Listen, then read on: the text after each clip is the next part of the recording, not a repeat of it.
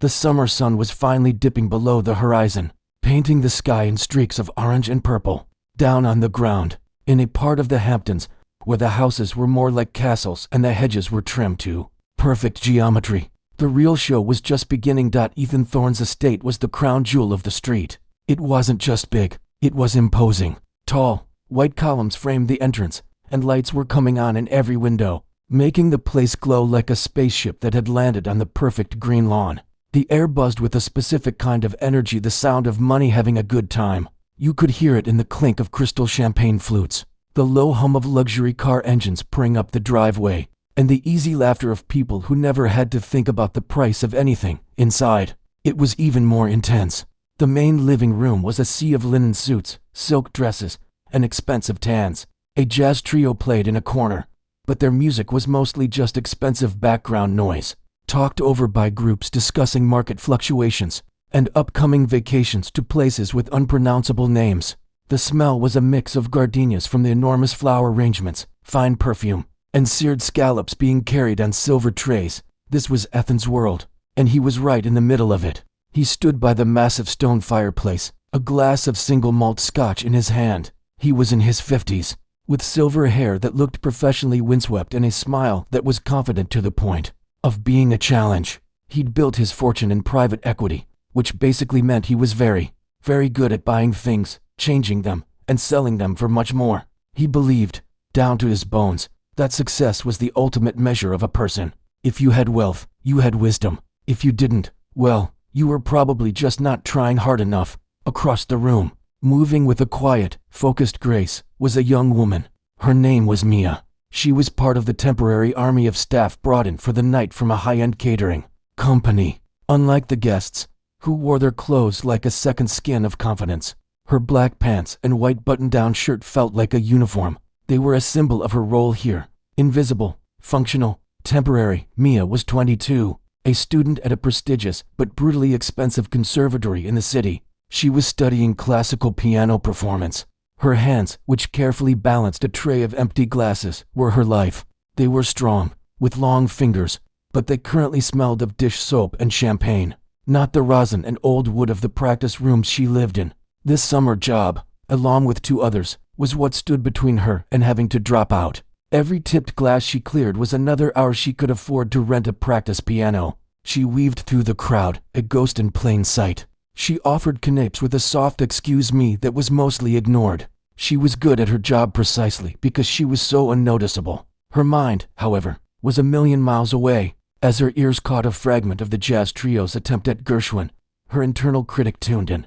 The rhythm in the left hand is dragging, she thought, and the pianist is using too much pedal to cover the missed harmonies. It was an automatic, professional assessment, a habit from years of listening, really listening, to music. Her shift supervisor, a stressed-looking man with a headset, hissed at her as she passed. "Focus, Mia. Mr. Thorne's glass is empty. Top him up. And for God's sake, don't touch anything." Mia nodded, taking a fresh bottle of mineral water from a side table. She approached the fireplace group. Ethan Thorne was holding court, telling a story about a golfing bet in Scotland. As she leaned in to pour the water into his glass, her elbow, bumped by a passing guest, brushed lightly against the gleaming black surface of the piano. It wasn't a crash. It wasn't even really a touch anyone would normally notice, just the faintest whisper of fabric on polished lacquer. But Ethan Thorne noticed. He stopped his story mid-sentence. His eyes, a cool, assessing blue, dropped from his guest's face to Mia's sleeve, then to the spot on the piano, as if she had smeared it with grease. A slow, unpleasant smile spread across his face.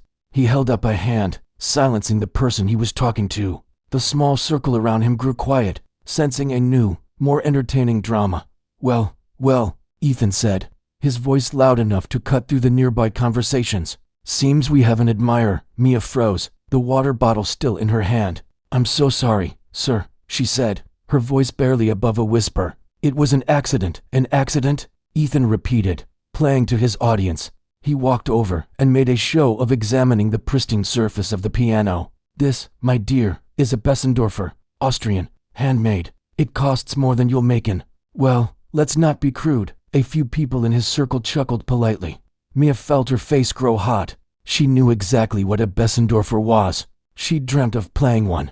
It's unique, singing tone in the bass register was legendary.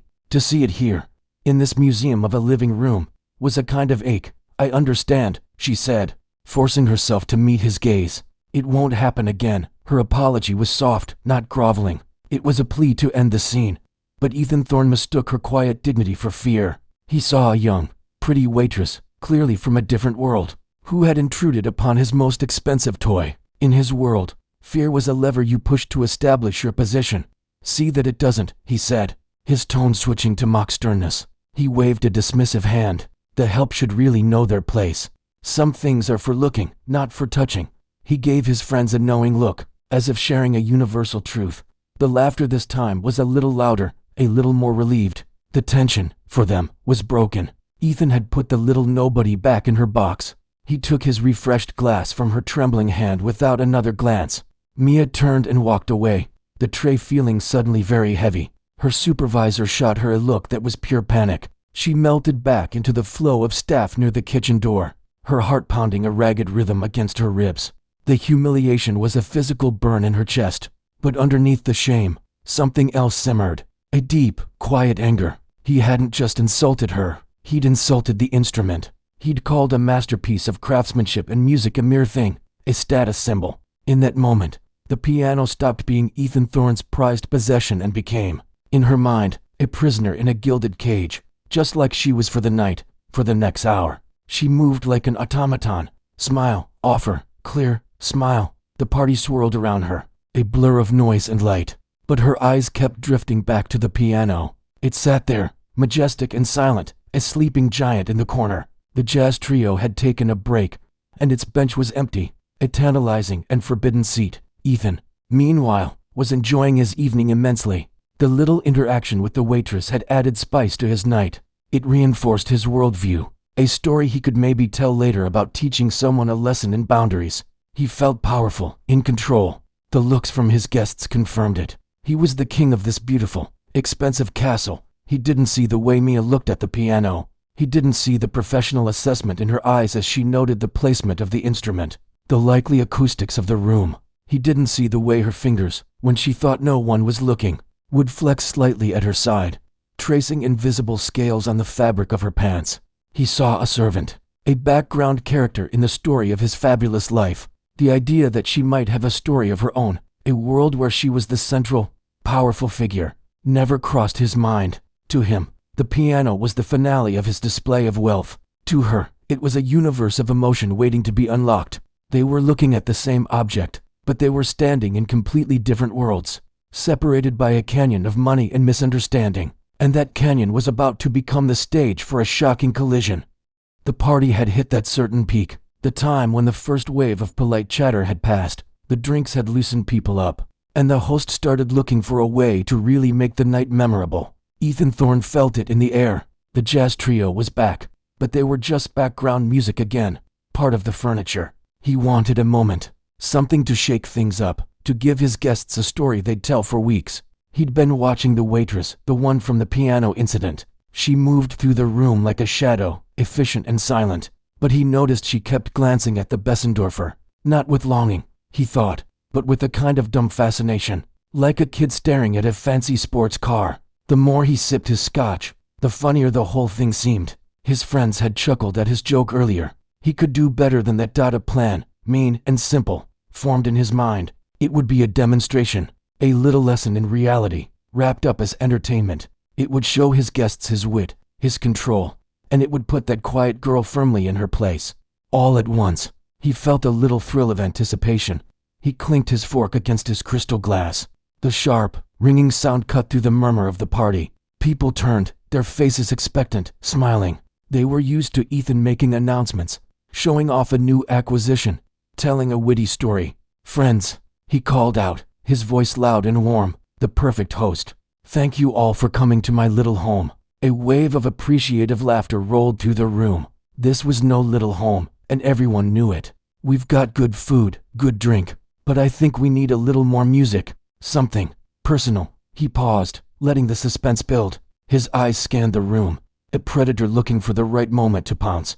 They landed on Mia. She was by the French doors, holding a tray of empty dessert plates, looking like she wished the floor would swallow her up. But Ethan continued, his tone turning playful, conspiratorial. Our wonderful trio here needs a break, so we're going to have a special, impromptu performance. He started walking, slowly, deliberately, towards Mia. The crowd parted for him like the Red Sea. All eyes followed him, then swung to her. A slow dawning horror crept onto the faces of some of the guests. They could see where this was going. Others just looked curious, eager for the show. Mia felt the attention like a physical weight. Her breath hitched. She wanted to step back, to turn and disappear into the kitchen, but her feet were frozen to the spot. The supervisor with the headset was staring, his face pale. He gave a tiny, almost imperceptible shake of his head, a warning to not cause a scene. Ethan stopped right in front of her. He was close enough that she could smell the scotch on his breath, see the fine weave of his custom shirt. He smiled down at her, but it didn't reach his eyes. You, he said, pointing a finger, as if he'd just remembered her name, but couldn't be bothered to use it. The young lady who was so taken with my piano earlier. He turned to the crowd, inviting them in on the joke. I believe she wanted a closer look, so let's give her a chance. He gestured grandly towards the silent, black grand piano. It looked bigger and more intimidating than ever under the spotlight. Come on, don't be shy. Entertain us. Give us a little. Oh, I don't know. He snapped his fingers, pretending to search for the simplest thing he could imagine. Chopsticks. Twinkle, twinkle. Surely you can manage that. The words hung in the air. Chopsticks, the ultimate insult, a tune for toddlers, for people who had never touched a keyboard. It was a dismissal of her, of the instrument, of the very idea that she could offer anything of value. A terrible silence fell over the room. It was different from the quiet when he'd tapped his glass. That had been expectant. This was thick, awkward, heavy with second-hand embarrassment. People shifted on their feet. Some looked down at their drinks. A few of Ethan's closer friends forced out weak chuckles, but they sounded strained. They were locked in now, passengers on a ride they hadn't signed up for. Watching a car crash in slow motion, Mia's mind went completely blank for a second. Then it was a screaming riot of thoughts. I can't, I won't, walk away. Just walk away. But behind those thoughts was the cold, hard arithmetic of her life. This job, the paycheck, the rent on her tiny, shared apartment, the looming tuition payment. If she walked away, she'd be fired on the spot. The catering company would probably let her go, too. The reference she desperately needed would be gone. She saw her supervisor's panicked face. He was mouthing something at her. It looked like, just do it. He needed this contract. He had a family to feed. Her rebellion wouldn't just hurt her. Her eyes met Ethan's. In them, she saw no malice, not exactly. It was worse. She saw amusement, a casual, unthinking cruelty. She was a bug under a magnifying glass, and he was just focusing the sun. To him, this was nothing. A bit of fun. That look, that utter lack of seeing her as a person, broke through the panic. It left behind a strange, cold calm, a deep, settled anger, hard as stone. Slowly, very slowly, she bent down and placed her tray of dirty plates on the polished floor. The clatter of porcelain on hard wood was shockingly loud in the quiet room. It felt like a small, defiant act. She straightened up. She didn't look at Ethan again. She didn't look at any of the guests with their pitying or eager stares. She looked only at the piano, the beautiful, silent, imprisoned Bessendorfer. Every step towards it felt like she was walking through deep water. The distance seemed to stretch for miles. Her heart wasn't hammering anymore. It was a dull, heavy thud in her chest. The blood rushing in her ears sounded like distant ocean waves. She was aware of the whispers starting up again behind her, the rustle of silk and linen as people turned to watch her progress. She reached the piano. Up close, it was even more magnificent. The black lacquer was a perfect mirror, reflecting the blurred colors of the room and her own pale, set face. She reached out a hand, but this time, it was no accident. She let her fingertips, the same fingers that had just been clearing plates, trace the edge of the lid. The wood was cool and smooth. She pulled out the bench. It was heavy, solid. She sat down. The action felt final, like a prisoner sitting in the electric chair. The spotlight of the room's attention was now a physical heat on her back. She looked at the keys, 88 of them, ivory and ebony, a landscape of possibility and terror. She placed her hands in her lap, fists clenched tight. She took a deep, shaky breath, then another, deeper one. She closed her eyes for a second. In the darkness behind her eyelids. She wasn't in a mansion in the Hamptons.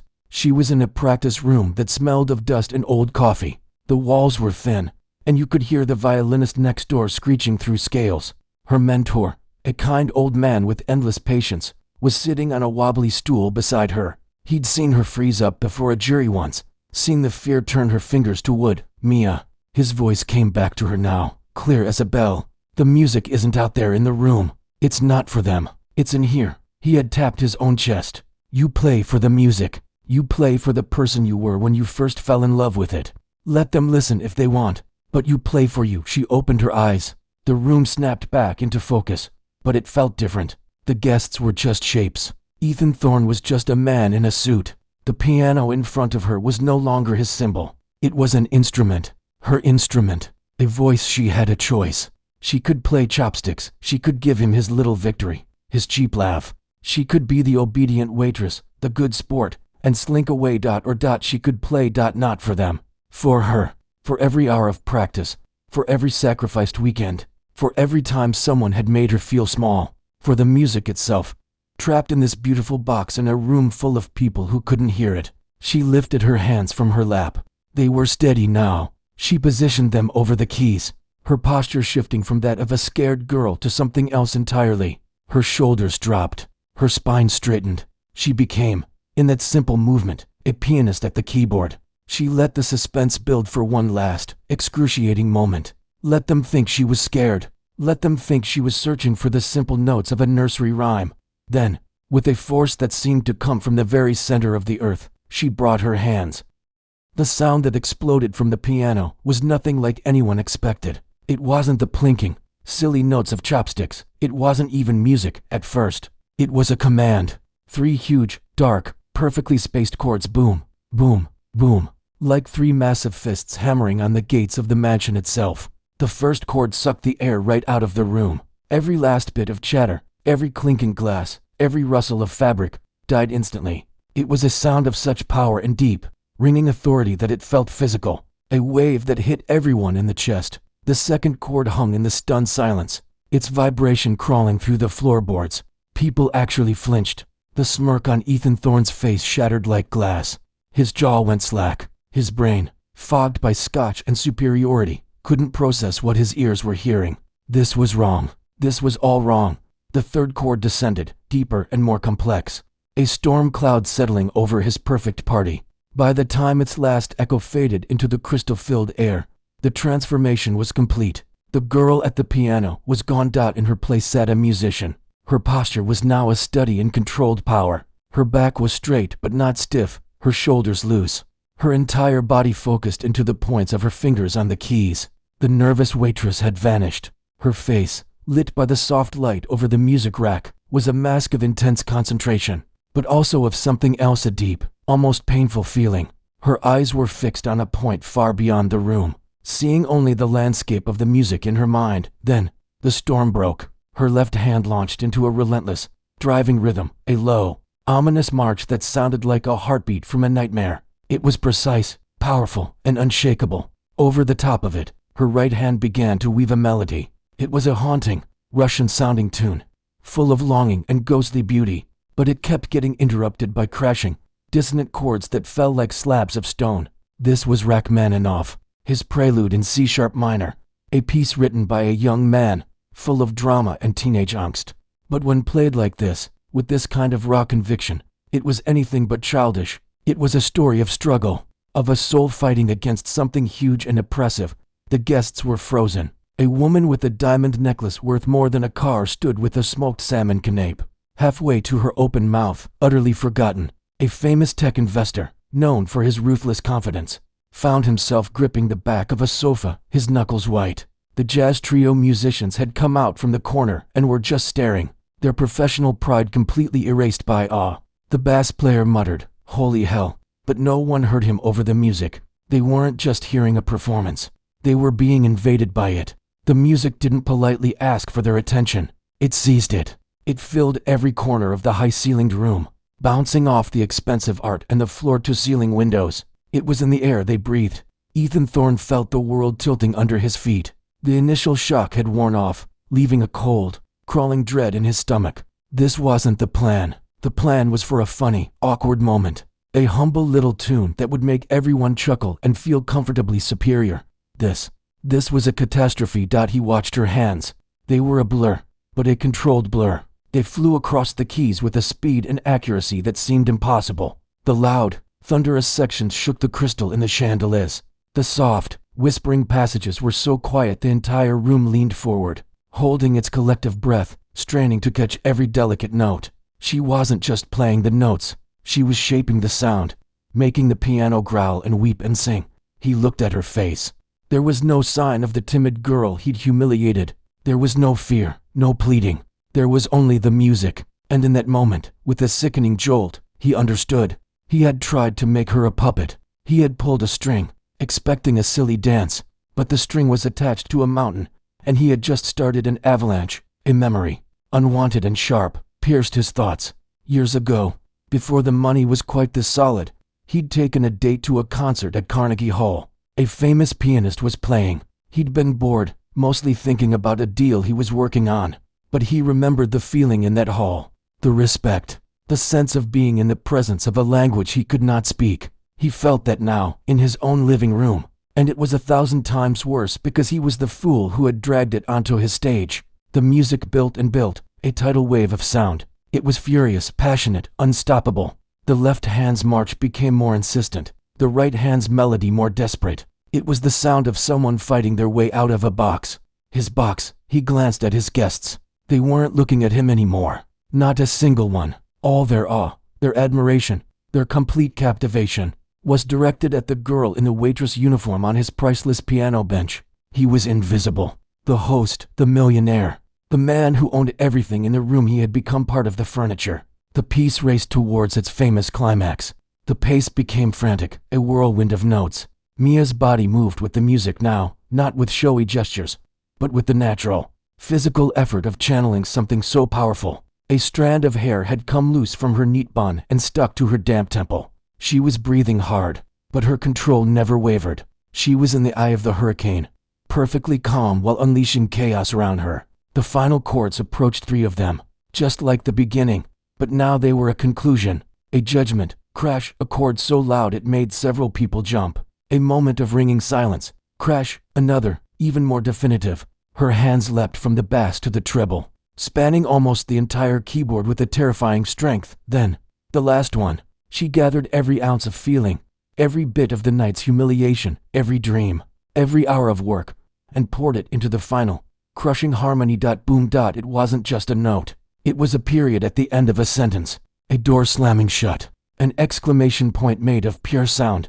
The vibration hummed through the piano's frame and into the floor. And then, absolute silence. It was deeper than the quiet before she played. That had been an empty silence. This one was full, packed to the brim with the echo of what they had just witnessed. It was a heavy, respectful, almost holy silence. Mia's hands fell from the keys into her lap. She was trembling slightly now, the adrenaline draining away, leaving her spent. She stared at the silent keyboard, not seeing it. She was coming back to herself. Back to the room, back to the reality of where she was and what she had just done. She didn't look up. She couldn't. For a long, terrible moment, nothing happened. No one moved. No one breathed. Then, from the back of the room, a single person began to clap. It was slow, deliberate, a sound of pure awe. It was the cellist from the jazz trio. It broke the spell. The applause didn't erupt. It burst. It was a thunderclap of sound, even louder than the piano had been. People were on their feet, cheering, shouting bravo. Their faces were alight with genuine emotion, amazement, excitement, the thrill of having witnessed something extraordinary by accident. They surged forward, forming a half circle around the piano, separating her from the rest of the room. From Ethan, the party, his perfect, controlled event, had found its center, and it wasn't him. It was the girl he'd tried to shame, sitting silently amidst the roaring storm of their approval, looking utterly, completely alone. The applause was a solid wall of sound. It wasn't the polite clapping after a speech. It was loud, wild, full of genuine shock and wonder. People weren't just using their hands. They were stomping their feet on the Italian marble. A few of the men letting out sharp whistles that cut through the noise. The fancy, careful atmosphere of the party was gone, smashed to pieces by the music. Mia sat through it like a statue. The trembling in her hands had moved up her arms to her shoulders. The crash of emotions after the performance was almost worse than the fear before it. She felt hollowed out and raw. The music had taken everything she had, and now the noise of the crowd was pounding against her empty insides. She finally made herself look up. A ring of faces surrounded the piano, but they were blurry. Shining eyes, open mouths, hands still clapping. They were calling things out. Incredible. My God, that was breathtaking. Encore. She didn't hear the words as words. They were just more sound. Her eyes scanned the crowd, not really seeing anyone, until they found him. Ethan Thorne was still standing by the fireplace, exactly where he'd been when he'd humiliated her, but he looked like a different man.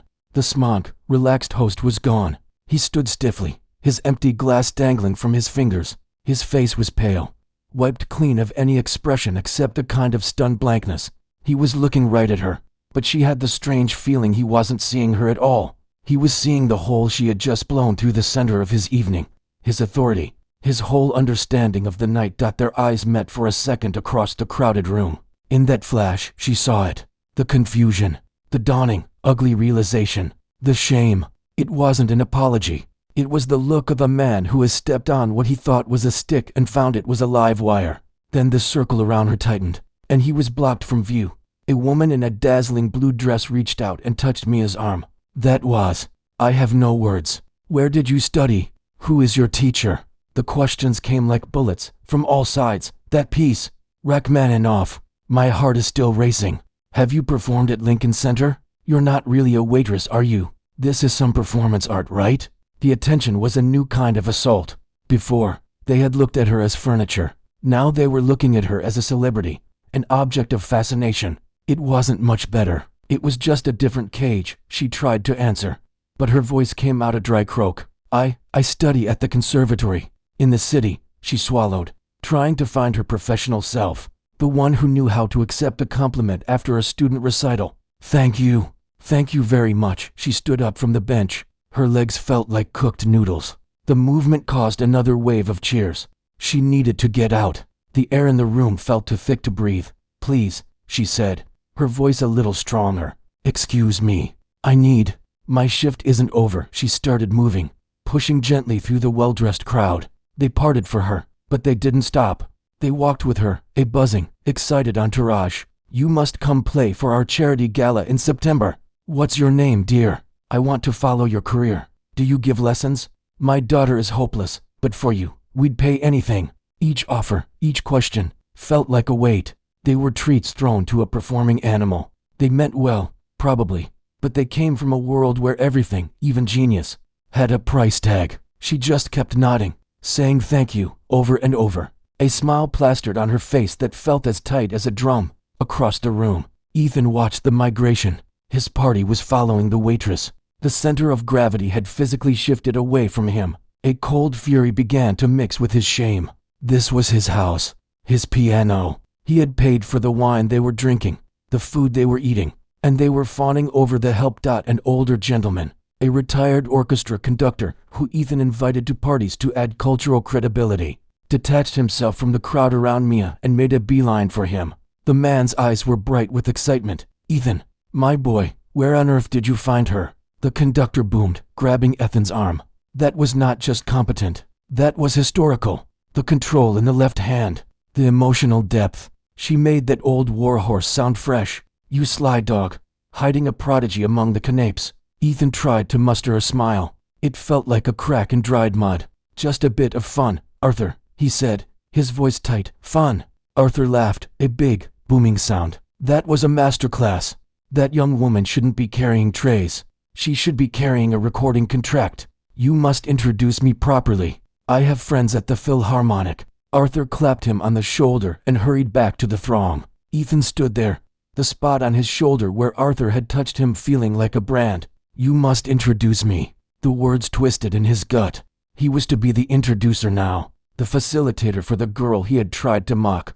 He saw Mia finally break free from the main crowd. She was heading for the service door to the kitchen, a quiet escape route. His feet moved before his brain could tell him it was a bad idea. He cut across the room, intercepting her just as her hand reached for the doorknob. They were alone for a moment, in the shadowy space by the door. The noise of the party, a muffled roar behind them. She stopped, her hand dropping from the knob.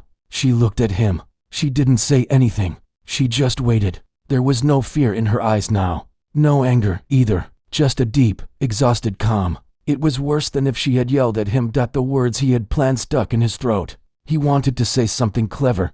Something that would reassert control. That would make this all a funny misunderstanding. But looking at her calm, pale face, still damp with the effort of her playing, any lie he could think of sounded pathetic, even to him. What came out was a raw, unpolished truth. His voice was low, rough, stripped of all its usual confidence. That was, he started, then cleared his throat. That was, exceptional. The word hung between them, exceptional. It was the biggest word he could manage. It was an admission, a surrender. Mia looked at him for a long moment. She heard the struggle in his voice. She saw the crumbling man behind the expensive suit. The performance was over, and in its wake, there were no winners. Just a shared, awful understanding of what he had done. She didn't nod. She didn't smile. She didn't accept his weak compliment. Instead, she tilted her head slightly towards the grand piano, now sitting silent and majestic again under the lights. "I know," she said, her voice quiet but clear. "The bench needs tuning. It's a half step flat in the middle register. It throws off the voicing in the quieter passages." Then she turned, pushed open the service door, and stepped through into the bright, fluorescent light and clattering steel of the kitchen. She left him standing there, completely and utterly alone in the middle of his own party. Her final words weren't an insult. They were a dismissal from a realm he could never understand. He had tried to shame her for touching his toy, and she had just given him a professional assessment of its flaws. She had treated him not as a powerful man, but as a negligent stagehand, the owner of the instrument, but not its master. The door swung shut behind her with a soft click, a sound far quieter than the slam of the piano lid.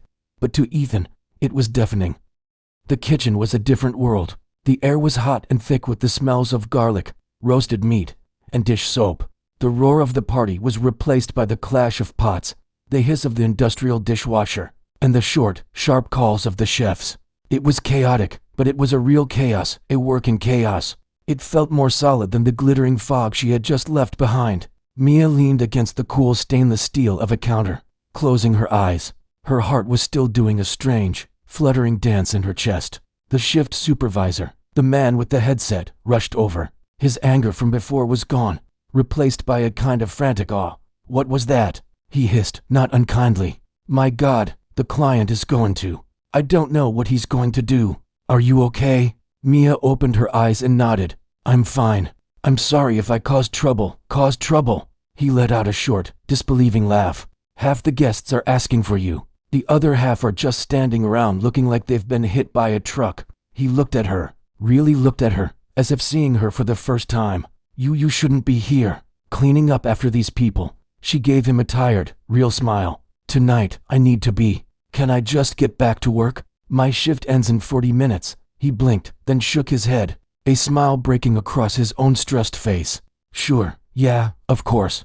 But take a minute. Get some water." He pointed to a water cooler in the corner before hurrying off to deal with a waiter. Carrying a tray of untouched desserts, Mia filled a paper cone with cold water and drank it slowly. The noise and the heat of the kitchen were grounding her, pulling her back into her body. The grand piano, the staring faces, the crushing chords, they were already starting to feel like a dream, or someone else's memory. Out in the living room, the party was trying to put itself back together, but it was like a broken vase hastily glued.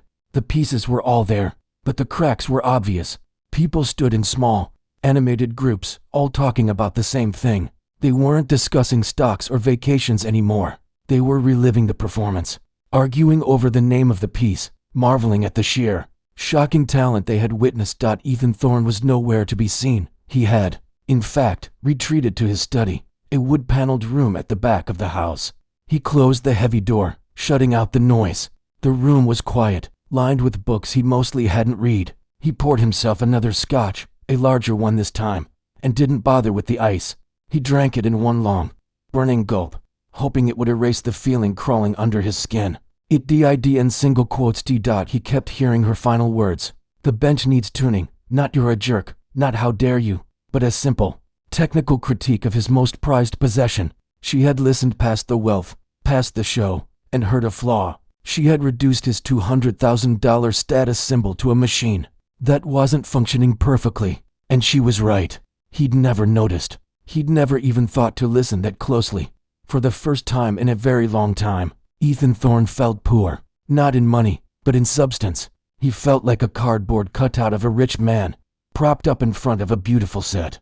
The real thing, the thing of value and depth, had been serving him sparkling water all night, and he had mistaken her for part of the scenery. He could hear the muffled buzz of the party. His party. They weren't talking about him. The story of the night would not be his generosity, his beautiful home, his excellent taste. It would be, remember that time at Athens when that waitress blew the roof off the place, and he'd just been a complete ass to her? He had become a footnote, the villain in her story. Back in the kitchen, Mia's 40 minutes passed slowly. A few of the other waitstaff gave her shy smiles or thumbs up. The chef, a big man with a sweaty brow, silently slid a plate of food toward her, a perfectly cooked steak that hadn't been sent out, with buttery mashed potatoes. Eat, he grunted. You used up all your fuel. It was the kindest thing anyone had said to her all night. She ate standing up, the food tasting incredible. She was just a hungry student again. When it was finally time to go, she changed out of her uniform in the cramped staff bathroom, back into her jeans and a simple t-shirt. She folded the black and white clothes neatly, left them in the designated bin, and collected her small bag. She clocked out on the catering company's tablet, the digital beep of final, satisfying sound. She slipped out the service entrance at the back of the house. The night air was cool and clean, smelling of salt from the ocean and freshly cut grass. It was a relief. She walked down the long, winding driveway, the gravel crunching under her worn sneakers. The sounds of the party were just a distant murmur now, a glow of light from the big house shrinking behind her. She didn't feel triumphant. She didn't feel like she'd won anything. She felt incredibly tired, and sad, and strangely clean, as if a storm had washed through her and scoured something out. At the end of the driveway, by the security gate, a car was waiting. It wasn't a fancy car. It was an old, dented sedan. Leaning against it was the jazz trio's bass player, the one who had started the applause. He had packed up his instrument and left early. He straightened up as she approached. Hey, he said. I don't even have a word for it. She managed a smile. Thanks, I called an Uber for myself. It's here. It's a long walk to the train station. I thought maybe you'd want to share it. My treat. He looked embarrassed, but sincere. It's not a thing, just colleagues. She was about to say no, to say she needed the walk, but the weariness in her bones was too deep. She nodded. Thank you. That's really kind. They rode in silence for a while, watching the dark, expensive houses blur past the window. Finally, he spoke. You know, he'll probably call you, or have someone call you, offer you money, to play at another event, to make it right, to make himself feel better. Mia stared out at the night. I know, what will you say? She thought about it. She thought about the weight of Ethan Thorne's world, a world of contracts and deals and prices for everything. She thought of the piano, so beautiful and so lonely in that silent room. I'll say no, she said quietly, but with a firmness that surprised her. My yes is worth more than his money can pay for. Not after that. The bass player nodded slowly, a deep respect in his eyes. Good, he said. That's good. He dropped her at the station. As she got out, he rolled down the window. Break a leg, he said. It was the traditional good luck wish for performers. I mean it. The real stages are waiting for you. She waved goodbye and walked into the nearly empty station. She bought her ticket and sat on a hard plastic bench, waiting for the last train back to the city. She thought about her tiny apartment, her silent, waiting keyboard, her mountain of student debt. Nothing about her practical life had changed, but something inside her had settled, a quiet certainty. She had played for the music tonight, and the music had answered. It had been enough. It would always be enough. Back at the estate, the last guests were leaving, their goodbyes full of excited chatter about the unforgettable performance. Ethan stood at the door, shaking hands, his host smile back in place. But it was hollow, and everyone could feel it, long after everyone was gone, and the cleaning crews were working in the dark. Ethan walked back into the silent living room. The Bessendorfer sat there, majestic in the moonlight streaming through the windows. He walked over and sat on the bench she had said needed tuning. He pressed a single key in the middle register. The note sounded pure and beautiful to him, but now he wondered, was it flat? Was it just a little off? He had no idea. He, the owner, had no idea. He closed the lid gently, covering the keys. For the first time, it felt less like owning a masterpiece and more like being its guard. A guard who didn't even speak its language. The echo of the music was gone, replaced by a silence that felt, for the first time in his noisy, successful life, completely empty.